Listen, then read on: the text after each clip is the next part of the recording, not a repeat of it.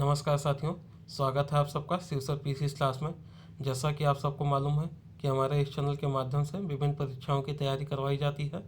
उसी क्रम में आपको 10,000 प्लस क्वेश्चन दिया जा रहा है, जो कि यूपी ट्रिपल एस सी की किसी भी एग्जाम, चाहे वो पेट का एग्जाम हो, चाहे लेखपाल का हो, चाहे जूनियर असिस्टेंट, चाहे लोअर पीसीएस का एग्जाम हो, ठीक, चाहे वो एसएससी का एग्जाम हो, चाहे आरआरबी एनटीपीसी या ग्रुप डी का एग्जाम हो, सभी एग्जाम के लिए बहुत ही महत्वपूर्ण है। ठीक है, इसमें हम लोग डेली 30 प्रश्न को देखते हैं, जो कि काफ़ी महत्वपूर्ण है। ठीक है, और हमारा टारगेट है कि एग्जाम होने से पहले 10,000 प्रश्न को हम लोग कंप्लीट कर लें। ठीक है, तो चलिए, उसी क्रम का 3 पार्ट हो चुका है।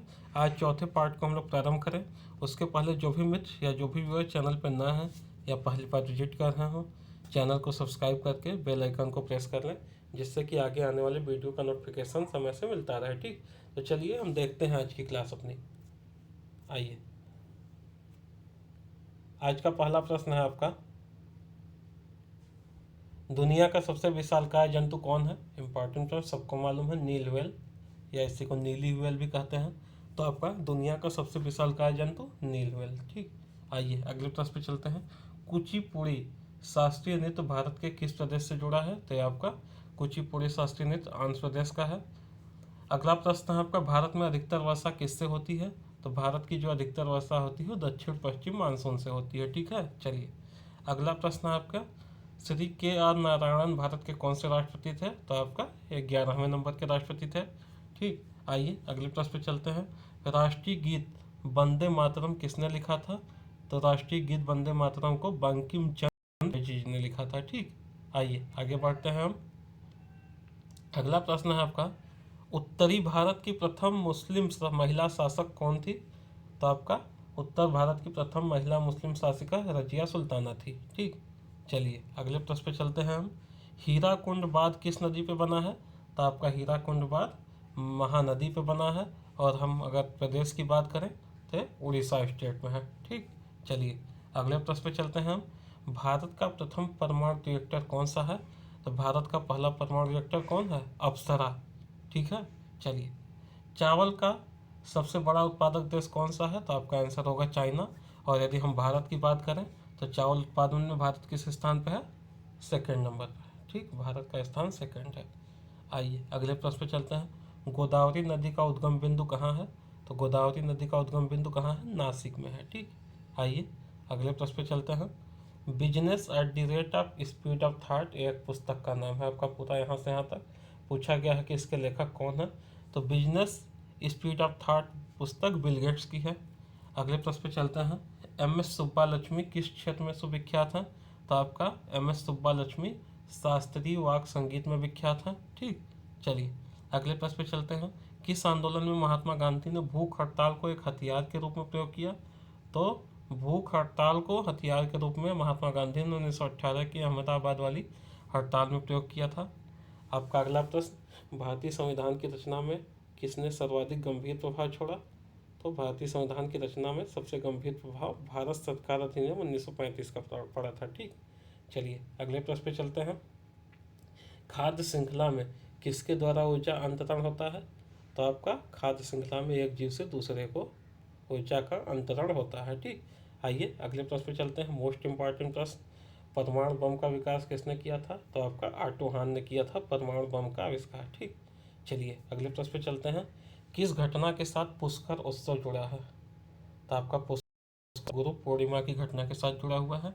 ठीक, अगला प्रश्न, चलिए प्रथम ज्ञानपीठ पुरस्कार विजेता कौन है? तो पहला ज्ञानपीठ पुरस्कार विजेता जी शंकर कुरूप है। ठीक, चलिए भारत में प्रथम तार टेलीग्राम सेवा कब प्रारंभ हुआ? तो आपका 1851 में प्रारंभ हुआ था प्रथम टेलीग्राम सेवा। आइए अगले प्रश्न पे चलते हैं। कैलाश मानसरोवर की यात्रा पे जाने वाले तीर्थयात्रियों को तिब्बत में प्रवेश करने के लिए किस दर्रे को पार करना पड़ता है? तो आपका लिपु लेख दर्रे को पार करना पड़ता है तिब्बत जाने के लिए। ठीक, चलिए अगले प्रश्न पे चलते हैं। इंडिया विंस फ्रीडम किसकी आत्मकथा है? तो यह आपका अबुल कलाम आज़ाद की आत्मकथा है। अगले प्रश्न पे चलते हैं। जनसंख्या में उच्च वृद्धि दर अभिलक्षण क्या है? तो आपका उच्च वृद्धि दर का मतलब होता है कि आपका जन्म दर उच्च हो और मृत्यु दर निम्न हो। ठीक, चलिए अगले प्रश्न पे चलते हैं। भारतीय उपमहाद्वीप मूलतः किसका भाग है? तो भारतीय उपमहाद्वीप आपका गोंडवाना लैंड का भाग है। ठीक है, चलिए अगले प्रश्न पे चलते हैं। भारत के एक ढलानदार पर्वतीय भूभाग में 200 सेंटीमीटर से अधिक वार्षिक वर्षा होती है, वहाँ कौन सी फसल की बढ़िया खेती हो सकती है? तो चाय की खेती हो सकती है आपकी। ठीक, आइए अगले प्रश्न पे चलते हैं।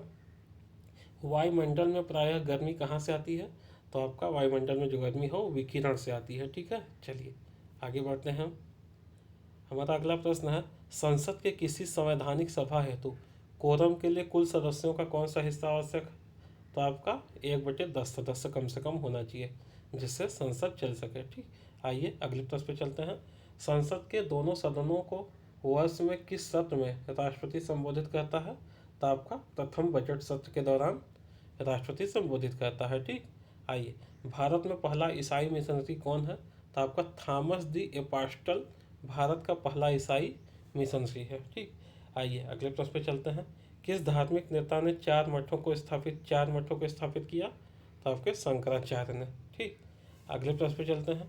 गुरु नानक का जन्म किस वर्ष हुआ था? आपका गुरु नानक का जन्म 1469 ईस्वी में हुआ था। ठीक, आइए चलिए देखिए, आज का हमारा 30 महत्वपूर्ण प्रश्न समाप्त होता है।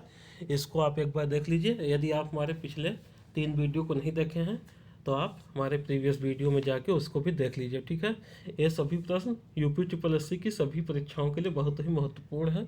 इसको आप रिवाइज करते जाइए और पढ़ने का बेस्ट तरीका यह है कि आप इन 30 क्वेश्चन में जितने भी क्वेश्चन आपको नहीं आ रहे हैं, किसी को 2 नहीं आएगा, किसी को 3 नहीं आएगा, क्योंकि ज़्यादातर क्वेश्चन आपको आता ही होगा, तो जो नहीं आता है उसको केवल लिखते जाइए। आपको पूरा लिखने की आवश्यकता नहीं है कि 30 का 30 लिख रहे हैं तो बाद में आपको रिवाइज करने में भी दिक्कत होगी।